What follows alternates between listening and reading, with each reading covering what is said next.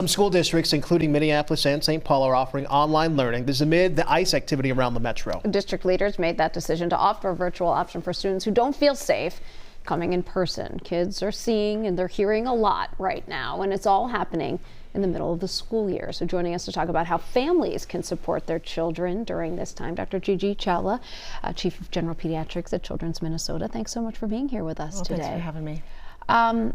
Let's talk about our kids and what they are seeing and hearing. It's obviously going to depend greatly on the child's experience and the child's circumstances, but what are you hearing from families? Yeah, I think the first thing that I'd really ask families to do is kind of check themselves and, put on your own oxygen mask first.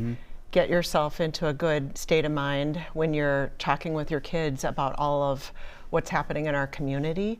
It is important that kids know, but they don't need to see it in the way that we may all be absorbing it or seeing it every minute of the day on social media.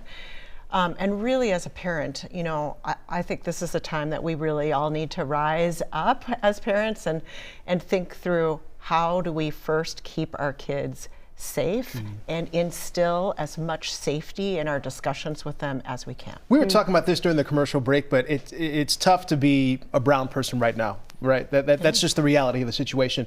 My question to you, and I want to pose this question again, is there's so many parents right now who don't feel safe themselves. So if parents don't feel safe themselves, I'm talking mentally now, how can they support their kids?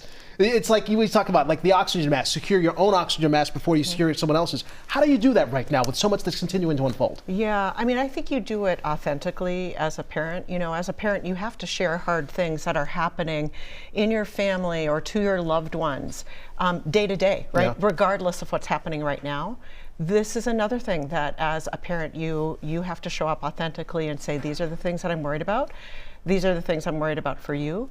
We tackle it together. This is how we keep one another safe, and this is how we continue to live our lives, right? And so I think it's hard, but making sure that you're doing it as authentically as possible is really the most important thing. Otherwise, kids see through that. Yeah. They know that you're lying to them or something like that. You get some of these numbers from school districts, up to a fifth of school districts, kids are learning virtually. We've been through this before. We've known the challenges of online learning. I'm wondering how parents can support their kids in that learning if it's being disrupted right now. Yes, we have been through it before. But the cohort of kids that were doing online learning are not necessarily the same cohort now, right? So younger kids who weren't in school before, kids who were in elementary school are now in middle school and such. So it's different again. And so I think some of the things that we really learned still hold true, which is create an environment and a structure that is about school. Please don't be in your bed doing online learning. Set up like a home office, a little area for kids that is about school. Set a schedule. They need a routine. In their routine, they need breaks where they can get up and run around and be active and have a snack and all of those things. And then just support them through this. It is hard. Yeah. It's hard for any of us to be online all the time doing virtual meetings and such, so know that it's even harder for them. Well, Dr. Gigi, are there signs that parents should look out for, that maybe a child is struggling if they're doing the online learning? What are some things to be on the lookout for? Yeah, I think, if you're seeing a lot of behavioral changes with your child, please reach out to your clinicians about what you can do to support them through it.